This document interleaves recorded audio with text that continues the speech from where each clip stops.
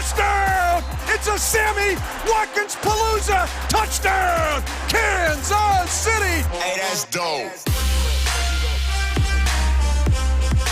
Welcome to Nashville, Tennessee, where the 6-3 Chiefs will take on the 4-5 Titans with kickoff here in less than an hour.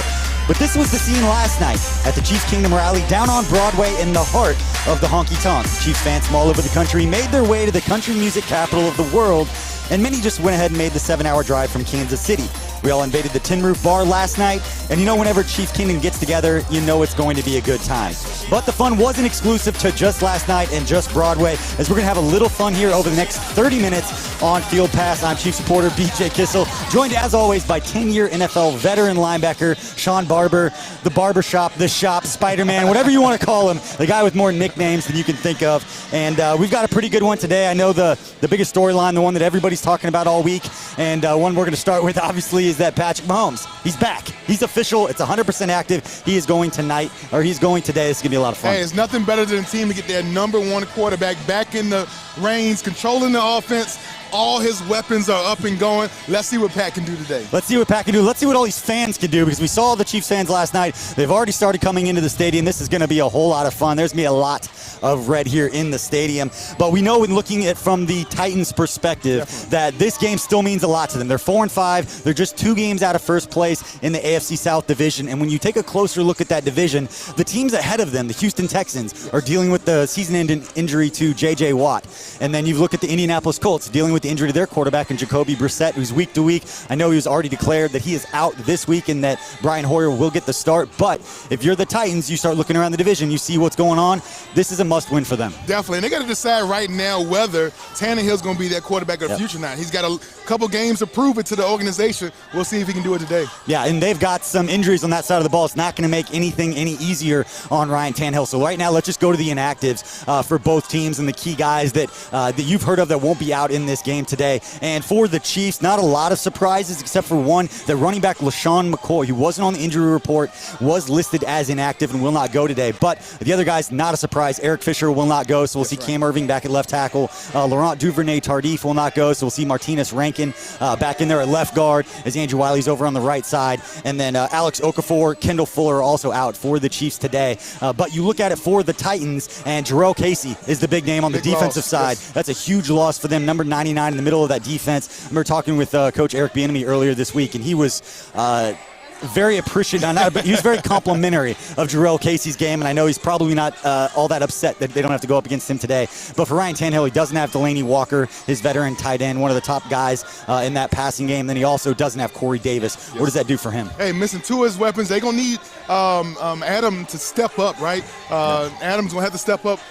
Be a solid target, and then they have a guy, Jahoon Smith, a guy, a tight end that's been underappreciated and underused all season long. He's been stepping up in the last couple of weeks. We got to make sure we keep an eye on him and Humphries. Yeah, and A.J. Brown is the other guy that they've got, that second round. Yeah, that second round pick. He's a big guy. Corey Davis is a big guy too. You look at the Titans offense, and we'll get into the Derrick Henry stuff here in a little bit, but they're all big. I mean, Derrick Henry's about as close to Christian Okoye as what you can get, and luckily we say that because Christian Okoye is going to join us here in a little bit. That's going to be a whole lot of fun to get the Nigerian Nightmare in here at 6'1", 254 when he was playing. Derrick Henry, 6'3", 247. So if there's anybody that could speak to Derrick Henry, maybe it's Christian Okoye. We'll give him a shot to talk about that. But let's get right into the first what-to-watch point, and it's the most obvious one. Patrick Mahomes is back for the Kansas City Chiefs, and regardless, Shawn, in my opinion, of what happens moving forward in this season and whatever transpires into the playoffs and the division and all that stuff, I think we should stop and appreciate and know that one of the top storylines will be Matt Moore coming in, high school football coach, getting called off the practice field to come and start, and what he was able to do to kind of right the ship there for a couple of weeks. Went 1-1 when Mahomes was out, but that was huge for the Chiefs. Yeah, Matt Moore showed an extreme amount of patience and experience, being able to come in on short notice, learn the plays. And if you look at the offense, we didn't change much. We didn't have to scrap the playbook because Mahomes not in there. And that's a testament to Coach Reed, Bieniemy, and them getting the offense ready and prepared to play. Yeah, what do you expect to see from Mahomes today? Because when I was thinking about this, I look back to the Oakland game. because that was when he was dealing with the ankle. He wasn't 100% on his mobility. They did a lot to get him out of the pocket, some bootlegs, some naked, stuff like that. And it didn't put him in a situation where he's just kind of a sitting duck there in the middle of that backfield, or as he drop backs the pass. What do you expect to see from the Chiefs offense? I mean, actually, I expect to see a better version of Mahomes than we've seen all year. Really? Ever since that first ankle injury, he's always been 80%, 60%, a little hobbled. Now he's been able to get that ankle healthy, the knees healthy. I think we're back to Pat Mahomes at 100% today. And the good news is he's got 100% of his weapons back, at least in regards to Tyreek Hill and Sammy Watkins, because when you look at this season so far, those three guys have only been playing together healthy for the first quarter of a season and the Jags game, and I think they put up a ridiculous amount of points, and Patrick Mahomes had like 200 yards and 3 touchdowns before Tyreek Hill left that game. So you've got to be excited about what this offense can do, knowing that all the weapons are coming back as we get into the later part of the season, that they can be playing their best football late into the season. Having as many weapons as wide receiver, in the wide receiver room, in the tight end room, and running back room, that's what leads to a healthy scratch of a LaShawn McCoy. Yep. How many teams would love to be able to have a healthy scratch of a running back that talented? Yeah, absolutely. And right now we're going to take a quick look at the Titans defense, because they've got some playmakers on that side. As much as we talk about getting the Chiefs weapons back, this is a Titans defense that ranks 7th in the league in scoring, giving up just 18 points per game. So these guys get after it, and they've got a couple of guys in the back end of that defense who can make some plays. Kevin Byard, the all-pro safety, has got 3 picks. Anytime he gets his hands on the ball, he is trying to score. And not just, that's kind of everybody's mindset, but they actually have the athletic ability and the vision to go out and do it. And then Logan Ryan is the cornerback, number 26, whose name may be called quite a bit today, depending upon how much Patrick Mahomes wants to test him. But you look at the defensive backfield, the Titans lost Malcolm Butler, their number 1 corner for the season, with an injury. And then so you look at Logan Ryan's the next best corner on that team. And you got a Dory Jackson, the second-year player out of USC. There's some speed, there's some playmakers on the side of the ball, but they haven't gone up against an offense like this. Now, the speed that we create on our offensive side of the ball is something they can't recreate that in practice. And their secondary, their defense, their mantra in their team is, like you said, it's a big, solid. They want to hit you hard, try to strip the ball out, keep everything in front of them. But what we do better than anybody else in the league, we design routes that open up, expose guys on the back end. And what they don't do well is cover deep down the field. Yep, and they're going to test that. You know, Patrick Mahomes is out there. It may be the first play of the game. They're going to test it. They're going to let him cut it loose a little bit to Tyreek and those guys. But right now, and before we send it off to Mitch Holtis, because we've always got Mitch's segment, the story time with Mitch, one of our favorite segments. But the one thing is regards to the Chiefs' running game. Without LaShawn McCoy, you've got Damian Williams, and you've got Darrell Williams coming off that LSU win. He's feeling pretty good right now. Good. And then Darwin Thompson is going to be active. So those are the 3 guys you've got in the backfield for the Chiefs. And you can't ignore what happened last week. Granted, they were going up against maybe the best running back in the league in Christian McCaffrey. But this Titans defense gave up 166 yards and 3 touchdowns to Christian McCaffrey. So as much as we want to make it about Mahomes, you got to establish the running game at least a little bit, at least keep them honest a little bit. But right now, let's send it to Mitch Holtis for the story time with Mitch as he breaks down everything that's transpired with this organization dating all the way back to 2013 in that meeting with the Tennessee Titans. It was dark. It was discouraging, almost on the brink of despair. The Chiefs had finished the 2012 season at 2-14. It was the first time in franchise history Kansas City had not beaten a single AFC team in a regular season. But when Chairman Clark Hunt was able to convince Andy Reid to take over the Chiefs' kingdom, the lights started to come on, even in the first couple of weeks. And week by week, and month by month, the Chiefs' kingdom started to change as Andy Reid started to change culture, and there was even more light around the football team. Now, give kudos here to the San Francisco 49ers. After last year's 5-win season, they have started at 8-0, the second best turnaround in NFL history. The first, 2013, Andy Reid's first year, from 2-14 to a 9-0 start. This week, the Chiefs go to Nashville. Interesting, because in the middle of that 9-0 start, a game against the Tennessee Titans.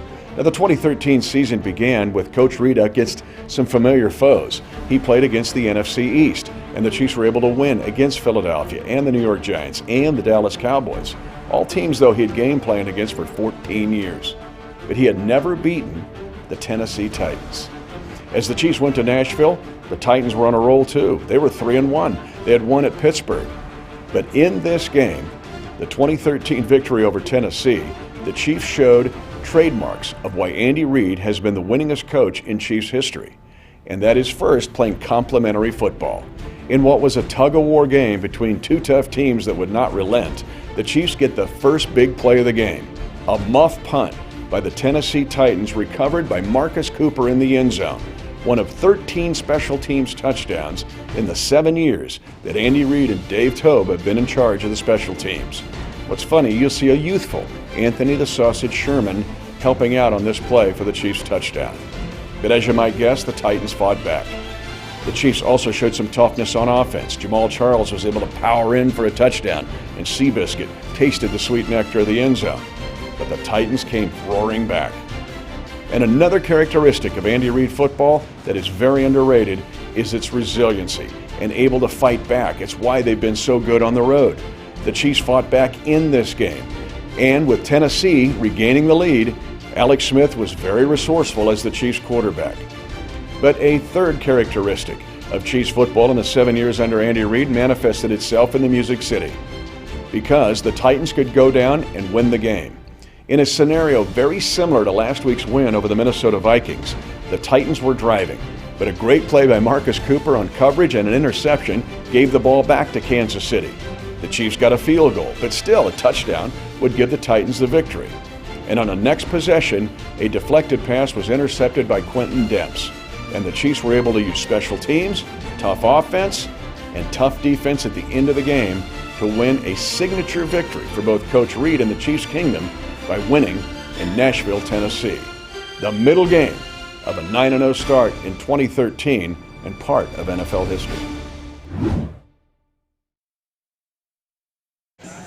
As Mitch just said, the Chiefs have had an embarrassment of riches under the guidance of Andy Reid over the last 6 years and all the success that they've had. And when you really look at the Chiefs roster and going back in the history, the Chiefs have had an embarrassment of riches at the running back position as well. And a lot of that started, and a lot of it has to do with this guy right here and the Nigerian nightmare, Christian Okoye, all-pro in 1989, led the league in rushing, and he joins us here on Field Pass. Christian, just thank you for joining us today. Thanks for having me. This is exciting. No doubt, no doubt. Well, you was a nightmare to opponents, but you was a dream for all the Chiefs fans. But this Salute to Service Week, is there anybody in your history, your past, you would like to just thank for their salute and their service to our country? Oh, definitely. I used to work with the guys up in Houston, and I have so many friends who went to Iraq and Afghanistan. And the first person I have to call out is Eddie Wright. Eddie Wright, he's a great friend of mine. Lost both arms. And he comes to all my events. Oh, man. He came to Kansas City last year, and he's coming back again to support me. So I'm going to have to meet him next time he comes to KC. Yes, you do. You talk about being a fan favorite, and that was never more evident than last night at the Chiefs Kingdom rally party. Everybody got it, Shawn. You got a big ovation. I'm not saying you didn't, but when Mitch Holthus said Nigerian Nightmare, that place went absolutely crazy. That's right.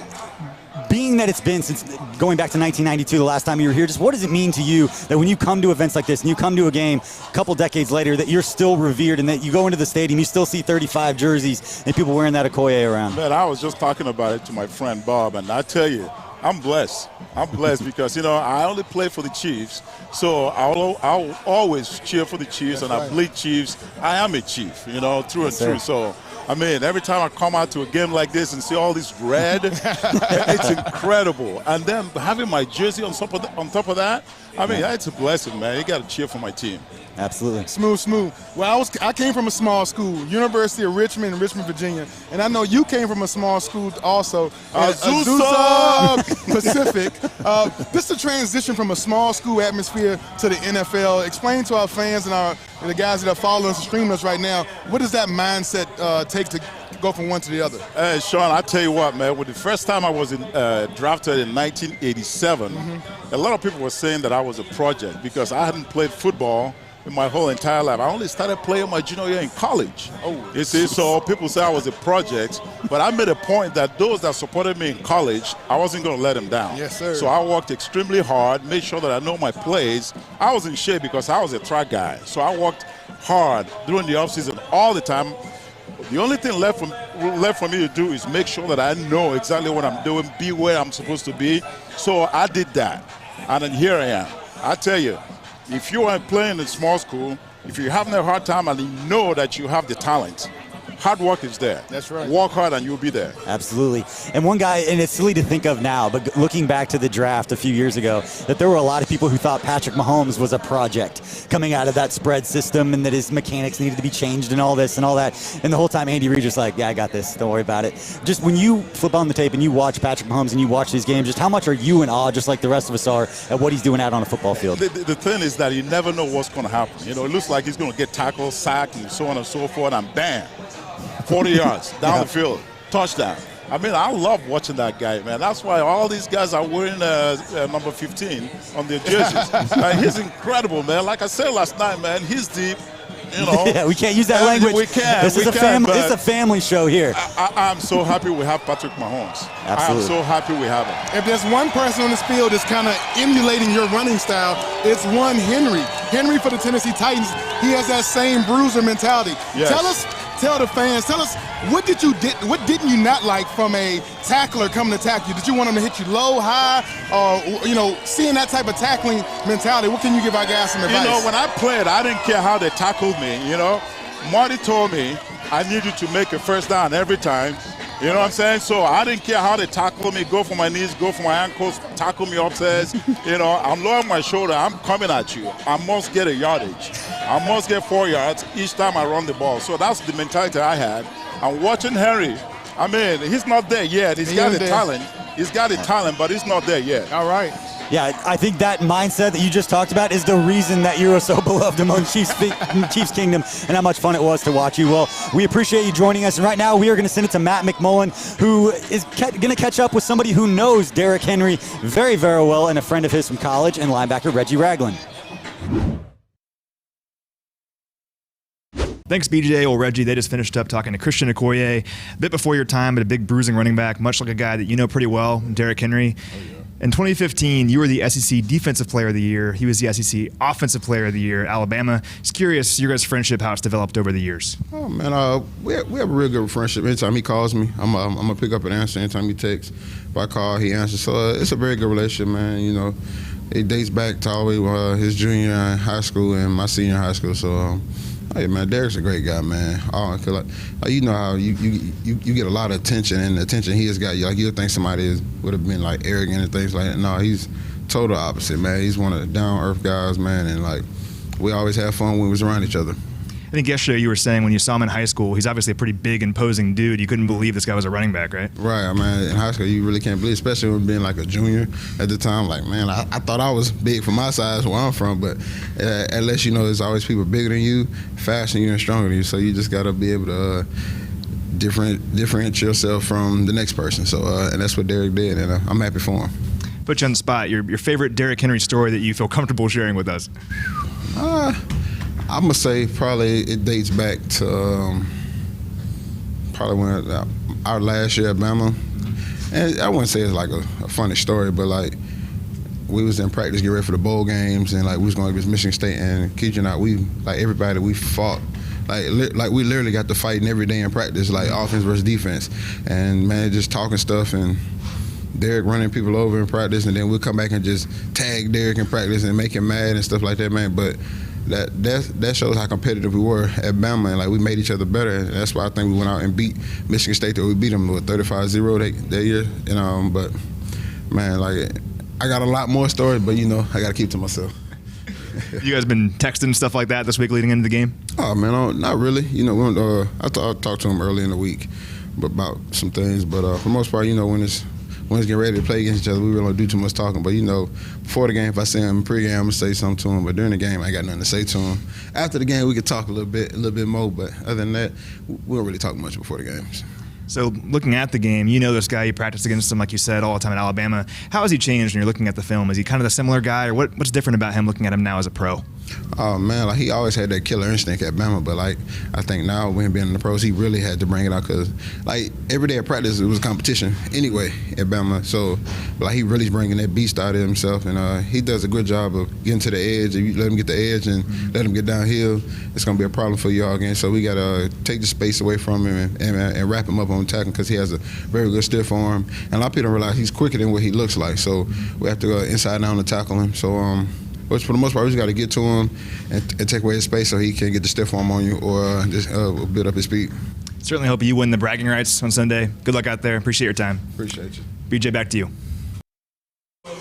Good stuff there with Matt and Reggie. And I think, is it fair to say that there's no path for the Titans winning this football game, that Derrick Henry doesn't have a substantial impact just because of what he means and because of the injuries they have to Delanie Walker and Corey Davis? Man, you would like to believe that, but man, we've seen some times before where we think that a team is injured and damaged and down a quarterback. Fair. Man, you still got to make the same plays. We said it week in and week out. There's going to be 5 to 6 big plays, and whichever teams make those big plays rise to the occasion, that's going to be the team that ends up being victorious. And the Chiefs' running defense has done that recently. You look at their last 3 games, they're allowing just 3.76 yards per carry to opposing running backs, which is the 8th lowest mark over that stretch in the league. And what makes it even more impressive, because you can do rotating endpoints, you can put stats however you want, but the fact that they faced Dalvin Cook, who's leading the league in rushing, and then Phillip Lindsay, who's like 11th in the league in rushing, and then Aaron Jones, who's also in the top 15 in rushing. You're talking about 3 backs in the top 15 in the league, and the Chiefs defense has gone out and shut them out. And they haven't sacrificed the ability to stop the run by not getting after the quarterback. They're doing both, because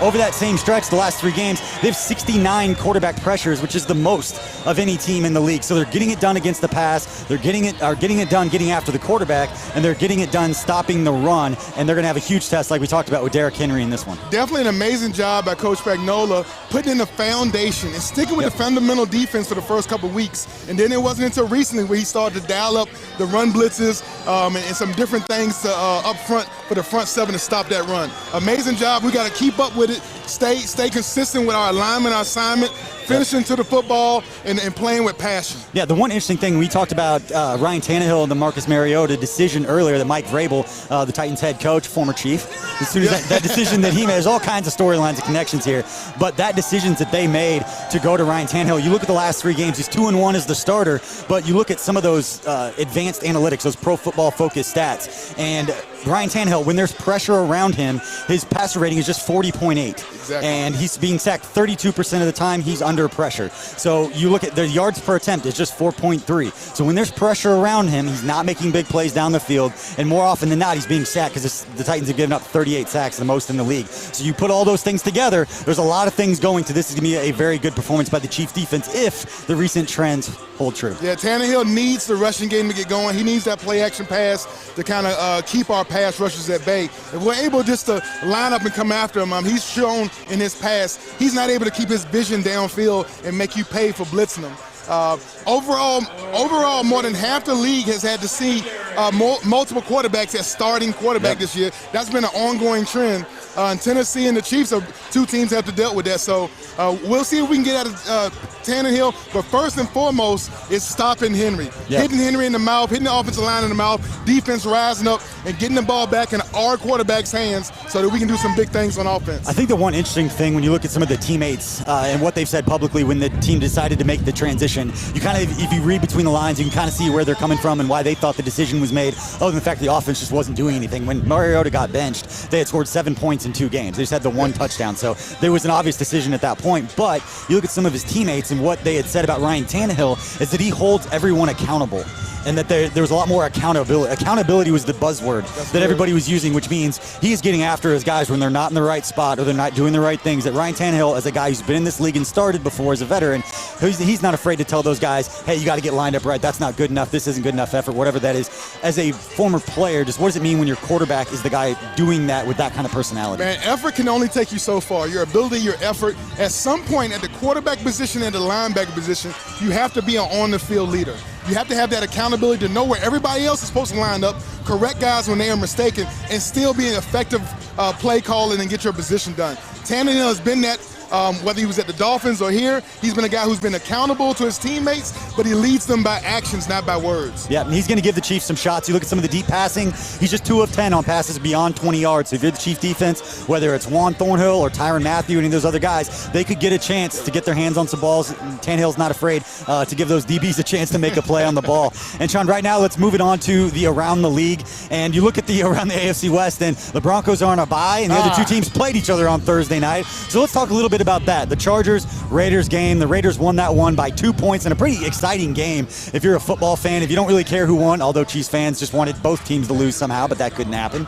But you look at that game, that was a pretty good football game. Man, the Raiders, they made Phillip Rivers be non-mobile. They got pressure on him. He threw 3 interceptions, which could have been almost 5. And then late in the game, when only needing a field goal, he had 3 timeouts, and they couldn't move the ball to get an attempt in the field goal. That was disappointing from a Chargers fan aspect, but Raiders are in the playoff hunt. They're a team to be reckoned with. I think Chucky and Gruden in the squad, they'll be happy with what they've done so far this season. We talked about it earlier. They deserve a lot of credit. It's hard as a Chiefs fan and somebody who grew up rooting for the Chiefs to say that, but with all the stuff that they dealt with throughout the offseason, even like going back to Richie Incognito and all the stuff with trading Khalil Mack and all those decisions they made over the last few years, and for them to be 5-4 at this point in the season and feeling really good about themselves, you've got to give credit to those guys. And you look at those two teams, those are the Chiefs' next 2 opponents after tonight's game. The Chargers now at 4-6, and they're basically in desperation. It's winner.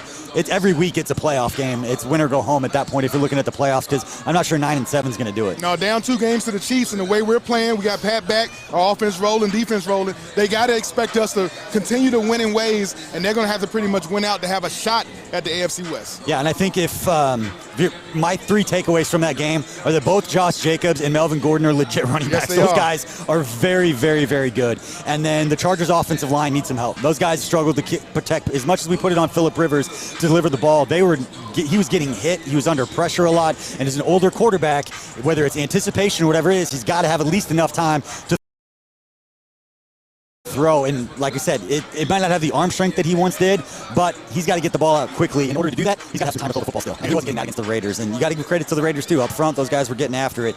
But the other game that we want to talk about is a preview of the Monday night matchup, because this is a big-time football game. It's on the NFC side, but you've got the Seahawks at 7-2 traveling to take on the undefeated San Francisco 49ers. And if you're looking as a Chiefs fan for a reason to tune into this game, is that Russell Wilson is probably the odds-on favorite right now to win the MVP award. Yes, he's completing 68% of his passes. He has 22 touchdowns and just 1 interception. So if Patrick Mahomes wants to remind everybody today, he can do that. But primetime, Russell Wilson going on, taking the undefeated team on the road in the division. He wins that football game. That's going to stick in a lot of voters' minds. Yeah, and one of his favorite targets has been Tyler Lockett, Kevin Lockett's oldest son, right? Been K-State phenomenal legend. He's been doing a great job of connecting with Russell Wilson. DJ Metcalf has been a first-round draft pick that's really showed up and proven he has an ability to play at that level. And they got some more help coming. They got Josh Gordon. And some help on the way. So the Seahawks could, but to this Monday night, I'm going to go with the 49ers to remain unbeaten. That defense has been playing very well. They consistently be a tough defense, and then that ground and pound game allowing Garoppolo to do play-action pass. Yeah, at some point that discussion around Nick Bosa is going to move from he's one of the best rookies in the defensive rookie of the year to he's just one of the best players in the NFL right now. That guy is getting after it. Let's move on to, I know, your favorite segment, and Sean Sleepers. If you need some last-minute fantasy football advice, this guy can give it to you. And let's start right now with Arizona Cardinals quarterback Kyler Murray. That's your guy. Why do you like Kyler Murray this week? Kyler Murray gets a chance to go against the Bucs. The Bucs have given up so much yardage and touchdowns to quarterback positions throughout the league. I think Kyler Murray is a guy who, if you need to stream a quarterback at this point in the season, it's playoff or bust for most fantasy leagues. Go with Kyler Murray. Yeah, I got the numbers right here. The last 6 games for Kyler Murray, he's averaging the Bucs allowing 330 yards passing and 3 touchdowns on average over the last 6 games. That's quite a bit of a point right there. And then running back Devin Singletary from the Buffalo Bills. Why do you like him this week against the Browns? Well, I think they're going to start moving to a younger backfield, a little bit less of Frank the Tank Gore and more of my man Devin Singletary. So being a part of that Buffalo run-first style offense that Sean McDermott has done down in Buffalo right now, the Bills are a ground-and-pound type offense, and he's going to get the boatload of those carries and goal line carries. I'm glad to see him getting carries because at Memphis, I loved watching him go throughout the draft process. I talked with him at the Combine and all that. I absolutely loved his game, and to see him getting some opportunities. And what you said right there, he's a guy that's going to be getting more carries because up until last week, he never had more than 7 carries in a game. Had 20 carries last week. They are making a decision to move to him, and he's a threat in the receiving game. And speaking of receivers, you got wide receiver Devontae Parker of the Miami Dolphins going up against the Colts. Why do you like that? Hey, Preston Williams is on IR, so that number 1 target guy there goes on IR. It has to be an up tip for that number 2 wide receiver. So the Miami Dolphins going to Preston. No longer. Now it's Devontae Parker. It's his show. Start Devontae Parker today on your fantasy teams. And the Colts are banged up a little bit. I think I saw Pierre Desir is out. He was doubtful. Yep. He's not playing this week. But the Colts have been pretty good against the pass. No touchdowns over the last 2 games, 2 wide receivers. But let's go into our final thoughts, Shawn. And you look at this one, there's all kinds of teams, all kinds of games. Every team set up a little bit differently. You go up against the Baltimore Ravens one week, you go up against the Packers, the Vikings, and now you've got Derrick Henry in this Titans team. And the whole point is at the end of it, you look at this whole body of work and show that you're a good enough team to beat all different kinds of teams, that you can adapt to your scheme and your skill set and your athletes to go out and be better against somebody else. And I love the challenge the Chiefs have today, facing a team that's a little bit different than other teams that they face, going up against, like we talked about, a running back who's 6'3", 250. The Titans is a big team. They're going to try to lean on you. We have to utilize our speed, our playmaking ability, and our quickness on both sides of the ball to make that a non-factor. The Chiefs need to overcome. They need to win this game. I see it being not really a close game in the fourth quarter. Chiefs 30, Titans 17. Well, you look at some of the Chiefs' opponents that they've had recently, and you look at the statistics. Chiefs' opponent records this year when they haven't played the Chiefs, 46-26-1. Nobody can say this Chiefs team has not been tested, and they've dealt with all those injuries, and those guys are starting to come back, and we're going to see it today with Patrick Mahomes and Frank Clark. We didn't mention that earlier. You're going to see Frank Clark out there, hopefully in some third and long situations, peel back, get after it. Hopefully he's back and healthy and ready to go. Well, Shawn, this was a fun episode. If you hear all that cheering, that is not the home crowd. That is Chiefs Kingdom cheering the Chiefs players that are getting right behind us, getting ready to go back in the locker room before kickoff. We appreciate all of you for watching us here on Field Pass. You can catch the game on CBS with Jim Nance, Tony Romo, and Tracy Wolfson on the sideline. And after the game, check out Chiefs Rewind with this guy, the barbershop and voice of the Chiefs, Mitch Holtis. For Anna Topkin and everybody behind the scenes here on Field Pass, we appreciate you for watching. Chiefs Kingdom, enjoy the day.